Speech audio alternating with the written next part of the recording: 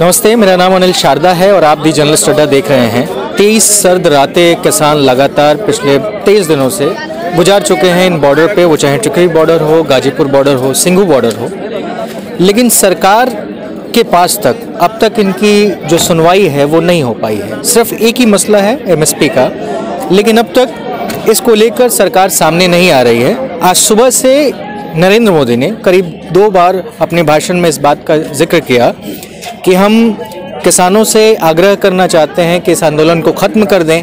और एक और उन्होंने बात कही प्रधानमंत्री ने कि वो तमाम विपक्ष पार्टियों से ये कहना चाहते हैं कि मेरे प्रधानमंत्री के कार्यकाल के दौरान मैंने जितना भी काम किया उसका श्रेय आप लोग रख लीजिए, पर किसानों को भड़काना बंद कीजिए। उनके हिसाब से उन्हें लगता है कि विपक्ष किसानों को पिछले 6-7 महीने में भड़काकर यहाँ तक लेके आई है। लेकिन यहाँ पे असल में किसान खड़े क्यों हैं, इस बात को जानना आपके लिए बेहद जरूरी है। तो हम इन तमाम लोगों से बातचीत करेंगे, खासकर हम स्वामीनाथन की रिपोर्ट पे भी बात करेंगे कि आखिर वो क्या कारण रहे कि उसे लागू नहीं किया गया, और अगर लागू किया गया, आज प्रधानमंत्री ने ये भी कहा कि स्वामीनाथन कमेटी की जो रिपोर्ट थी वो कचड़े में पड़ी हुई थी, हमने बाहर निकाला और उसे लागू किया। तो अगर लागू किया तो फिर किसान उसको लेकर के यहाँ पे प्रदर्शन क्यों कर रहे हैं, ये सवाल बड़ा होगा। तो इसको जानने की कोशिश करेंगे कि असल में स्वामीनाथन कमेटी में था क्या। मैं सुबह पढ़ रहा था, आपने लिखा भी था। पहला सवाल मैं आप ही से शुरू करता हूँ और स्वामीनाथन कमेटी से ही शुरू करना चाहता हूँ कि उसमें क्या लिखा है, किसान की क्या मांगे हैं और सरकार ने क्या लागू किया है।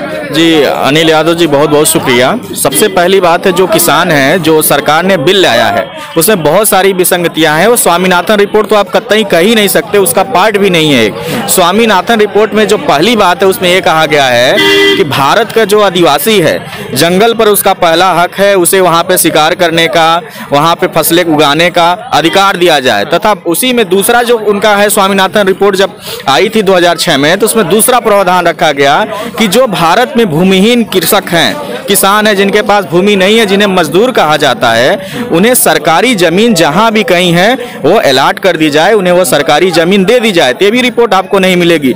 तीसरा, किसानों की आत्महत्या को रोकने के लिए उन्होंने लाया था कि उन्हें न्यूनतम समर्थन मूल्य दिया जाए और बीमा योजना जो थी उसे बढ़ाए। बीमा योजना पे कुछ हद तक मोदी सरकार ने काम किया है, लेकिन उस लेवल तक नहीं।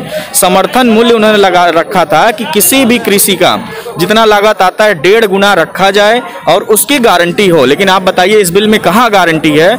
और जो चौथी योजना थी, उन्होंने कहा था इसेंशियल कमोडिटीज एक्ट जो है, आवश्यक वस्तु विनिमय नियम, जिसमें कुछ वस्तुओं को स्टोर करने पर सरकार कार्रवाई करती है, उसमें और बहुत सारी वस्तुओं को लाया जाए। लेकिन इन्होंने क्या किया है, उसको खत्म कर दिया है कि आप जितना चाहें उतना स्टोरेज कर सकते हैं। ये तब उस पर एक्शन लेंगे जब रेट क्या होगा, मार्केट में डबल होगा। सोच लीजिए, प्याज यदि आज 80 रुपये किलो मिल रही है तो 160 जाएगा तभी ये कार्रवाई करेंगे, नहीं तो नहीं करेंगे। सोचिए 159 करके यदि कोई बेच रहा है तो उस पर कार्रवाई नहीं करने वाले हैं। इसमें देखिए दोनों लोगों को दिक्कत है। सबसे पहले जो उपभोक्ता है, किसान को तो है ही, किसान से सस्ते में खरीद करके स्टोरेज कर लेंगे और इतना ज़्यादा स्टोरेज कर लेंगे कि मार्केट में शार्टेज हो जाएगी। जब मैं उपभोक्ता, मान लीजिए अब मैं प्याज खरीदूंगा, मुझे 150 रुपये 150 किलो मिलेगी, तो मैं कहाँ जाऊँगा। तो ये सब जो फैला रहे हैं कि हमने लागू किया है, ऐसा कुछ भी नहीं किया है। अभी किसी भी राज्य में कृषि आयोग बनाने की उन्होंने संतुष्टि नहीं दी। ये भी थी स्वामीनाथन रिपोर्ट में कि हर राज्यों में कृषि आयोग एक बनाया जाए। तो स्वामीनाथन रिपोर्ट यदि लागू हो जाती है तो उससे बेहतर कुछ नहीं होगा। उस पर इन्होंने एकदम काम नहीं किया है और निजीकरण का तो कोई प्रावधान ही नहीं था। एमएसपी को भी लेकर के जो चल रही है, धान, गेहूं, इन सारी चीजों को छोड़ के बाकी सारी फसलों को देखिए किसान क्या मांग कर, क्यों नहीं डाला जा रहा है। देखिए किसान क्या मांग कर रहे हैं कि उन्हें सिंपली एमएसपी एक्ट ला दिया जाए, जिससे जो लागत आए, जो उसकी मिनिमम लागत आए, उसे थोड़े से फायदे पर वो फसल खरीदी जाए। आप वही नहीं दे पा रहे हैं। और फसलें जैसे जो तुरंत खराब होने वाली फसलें, ये नहीं इंक्लूड थी उसमें, उनको भी इंक्लूड करने की स्वामीनाथन आयोग ने सिफारिश की थी, लेकिन इन्होंने आज तक नहीं किया है। ठीक है, ठीक है। मैं आपसे जानना चाहता हूँ, पहले तो आप अपना नाम बता दीजिए। जी, मेरा नाम डॉक्टर अरुणेश यादव है और मैं बेसिकली किसान संगठन है हमारा, तो उससे मैं जुड़ा हुआ हूँ। ठीक है। और समय समय पे और भी जो सामाजिक मुद्दे हैं तो उन पे भी काम करता रहता हूँ। समझने की कोशिश हो रही है, आप समझाने की कोशिश कीजिए। ये किसान पिछले 23 सर्द रातों से यहाँ पे पड़े हुए हैं। 16 लोगों की अब तक मौतें हो चुकी हैं। जी, आप किसान संगठन से भी आते हैं। जी, आप इस आंदोलन को और कितना व्यापक होता हुआ देख रहे हैं और क्या लगता है कि सरकार कब तक झुकेगी या फिर इस कानून पर अपना बिल दोबारा से सोच समझकर बनाएगी जो किसानों का मांग है? भाई देखिए, अगर सरकार की मंशा किसान के हित में होती, मजदूर के हित में होती या आम आदमी के हित में होती तो सरकार इस तरह का काला कानून, आम जन विरोधी कानून नहीं लाती। सरकार की मंशा साफ है। सरकार अपने व्यापारी मित्रों के लिए काम कर रही है। व्यापारियों, अब एक ही निकाय बचा हुआ था, कृषि। बाकी सारे निकायों का तो इन्होंने प्राइवेटाइजेशन कर दिया। बाकी सब जगह, चाहे शिक्षा हो, चाहे आपका हेल्थ हो या कोई भी उपक्रम हो, आप रेलवे ले लो या कोई भी टेलीकॉम ले लो, तो सब जगह आपने प्राइवेटाइजेशन कर दिया। और प्राइवेटाइजेशन करने से क्या होता है कि चीज़ें जो हैं, जो सुविधाएं हैं, वो आम जनमानस से दूर होना शुरू हो जाती है। एक छोटा सा एग्जांपल लो आप एक सरकारी हॉस्पिटल में जाता है कोई गरीब आदमी, तो वहाँ पर्चा 1 रुपया 2 रुपया में निःशुल्क बनता है। अब वही अगर आदमी जाएगा प्राइवेट हॉस्पिटल में तो वहाँ 500 रुपये से कम का पर्चा नहीं बनेगा।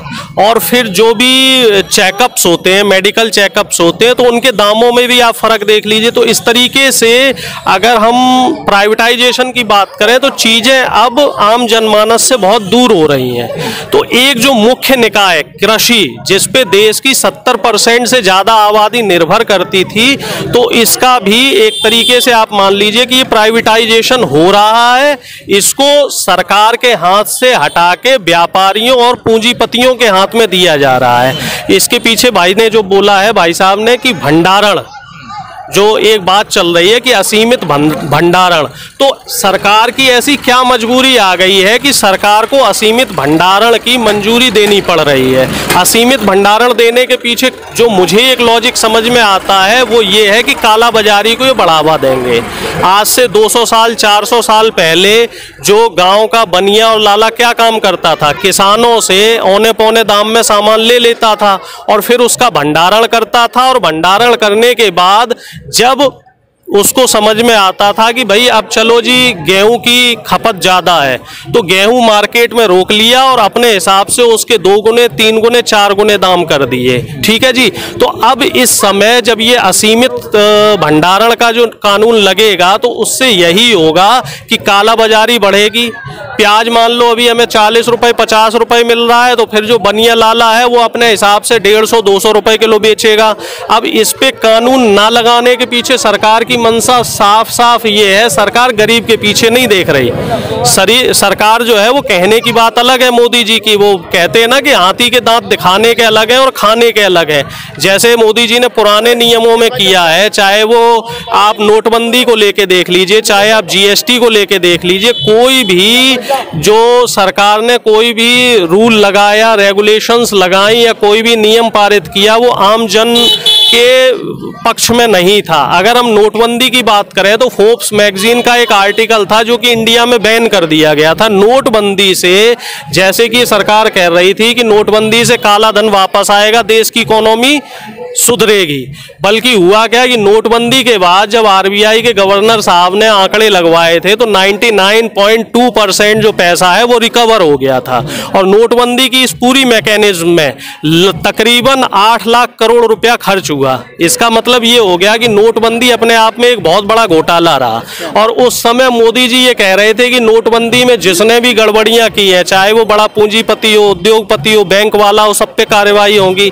आप बताइए भाई किस पे कार्रवाई की इन्होंने? क्योंकि इनकी मंशा साफ थी, इन्हें व्यापारियों के लिए करना है। और उसी नोटबंदी की आड़ में जो फोर्ब्स मैगजीन में जो आर्टिकल आया था, उसमें देश के जो 100 टॉप उद्योगपति थे, जो 100 टॉप के पूंजीपति थे, उनकी आय 23% बढ़ी है। ऑन एवरेज 23%, 23% आय बढ़ी है, जिसमें अगर हम अंबानी जी और अडानी जी की बात करें तो इनकी आय 200 गुना से ज़्यादा बढ़ी है। तो ये काम ऐसा कैसे हुआ? जबकि एक तरफ से देखा जाए कि नोटबंदी लगने के बाद और GST लगने के बाद जो लोअर मिडिल क्लास का व्यापारी था उसकी कमर टूट गई। कई ऐसे हजारों लाखों ऐसी छोटी फैक्ट्रियां थी जो बंद हो गई। अगर एक तरफ फैक्ट्रियां बंद हो रही हैं और दूसरी तरफ किसी बड़े पूंजीपति की आय 2 गुना 3 गुना 4 गुना 10 गुना बढ़ रही है, तो इसका सीधा सीधा मतलब ये है कि सरकार कहीं ना कहीं पक्षपात कर रही है। इनकम टैक्स की आड़ में इन्होंने क्या किया, जीएसटी लगा के और इनकम टैक्स को थोड़ा सा मुश्किल करके छोटे व्यापारियों के ऊपर तो लाद दिया, लेकिन इन्होंने बड़े व्यापारियों के लिए क्या किया उस चीज को सरकार नहीं बताती। सरकार क्यों नहीं बताती? क्योंकि सरकार ने आरटीआई को भी कमजोर कर दिया। अब आप सरकार से प्रश्न नहीं पूछ सकते, प्रश्न पूछने का अधिकार भी कमजोर कर दिया है। तो इनकी मंशा क्या है कि ये बड़े उद्योगपतियों को तो दे रहे हैं और जो मिडिल क्लास का या लोअर मिडिल क्लास का जो आदमी है उसको खत्म करने जा रहे हैं। इसको खत्म क्यों कर रहे हैं? क्योंकि ये पुरानी जो 500-600 साल पहले जो एक मनुवादी व्यवस्था, साम्यवादी व्यवस्था, फांसीवादी व्यवस्था चल रही थी, उस व्यवस्था को लागू करना चाह रहे हैं। और इसके पीछे आरएसएस की मंशा ये है कि जो मिडिल क्लास का आदमी संविधान से और आरक्षण से पड़ गया है, अपने हक की बात करता है, 2 वक्त की रोजी रोटी का जुगाड़ कर रहा है और अपने बच्चों को अच्छी शिक्षा दे पा रहा है, अपने बच्चों को मौलिक अधिकार समझा पा रहा है, तो उन अधिकारों से इनको वंचित कैसे रखा जाए। जो मिडिल क्लास है, लोअर मिडिल क्लास का जो आदमी है, वो इन चीजों से दूर कैसे रहे और कैसे देश को फिर से पूंजीवादियों के हाथ पे गुलाम बनाया जाए। तो सरकार की मंशा साफ तौर पे संविधान को कमजोर करने की है और आम आदमी के जो मौलिक अधिकार हैं उनको कमजोर करने की है। सरकारी व्यवस्थाओं को खत्म करके आप प्राइवेटाइजेशन क्यों कर रहे हैं? क्योंकि प्राइवेटाइजेशन में आम आदमी के हाथ में चीजें नहीं रह जाएंगी। प्राइवेटाइजेशन में तो है, वो कहावत आपने सुनी होगी ना साहब, अंधा बांटे रेवड़ी और अपन अपन का दे। प्राइवेटाइजेशन में तो ये होगा जी, चलो मेरी फैक्ट्री है तो मेरा साला लगेगा, मेरा भाई लगेगा, मेरा चाचा लगेगा, मेरा भतीजा लगेगा। जो डिजर्विंग कैंडिडेट होगा वो नहीं लग पाएगा, क्योंकि प्राइवेट कंपनी में या प्राइवेट उद्योग धंधे में जो भी मालिक होता है वही तय करता है कि मुझे किससे काम लेना है।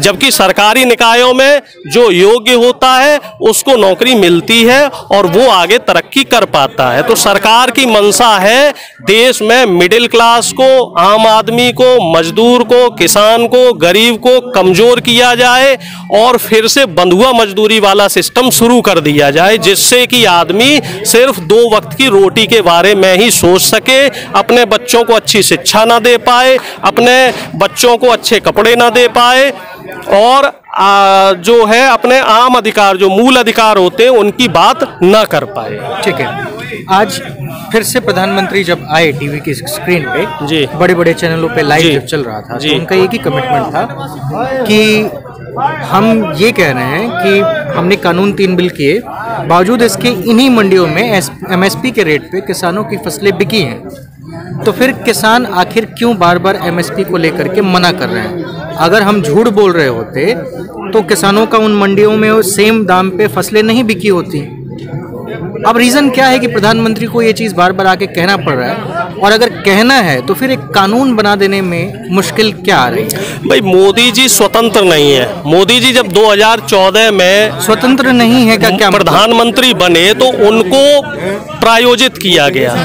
कुछ मजबूत जो टॉप व्यापारी थे उन्होंने मोदी जी को प्रायोजित किया, उन्होंने मोदी जी के ऊपर जो है पैसा इन्वेस्ट किया। तो इस समय मोदी जी वैसे चल रहे हैं जैसा कि उनके जो उद्योगपति मित्र हैं, अंबानी है, अडानी है, ये लोग जैसे सिस्टम को चलाना चाह रहे हैं वैसे वो सिस्टम को चला रहे हैं। वो मजबूर हैं पूरी तरीके से, वो अपने हिसाब से सिस्टम नहीं चला पा रहे। सरकार जो है वो प्रधानमंत्री जी के हिसाब से नहीं चल रही है, सरकार चल रही है व्यापारियों के हिसाब से, जो कि देश की अर्थव्यवस्था के लिए और देश की जो संविधान व्यवस्था है इसके लिए पूरी तरीके से हानिकारक है।